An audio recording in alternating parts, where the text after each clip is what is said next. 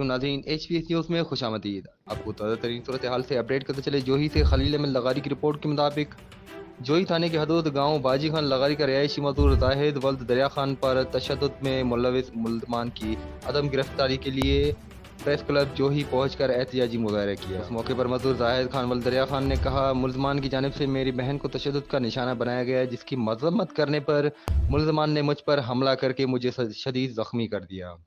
सही मालिक है यहाँ से कितों जाओ सही बाजी खान से मसला क्या है तेना मसला है मैं लविर दे बना लगे मैं लगे रख निशान दाखल है तो दे मारे ने मेरे को से मार कोट कितने केर नदा बिना वारा सही ना लगे ले गया यहाँ से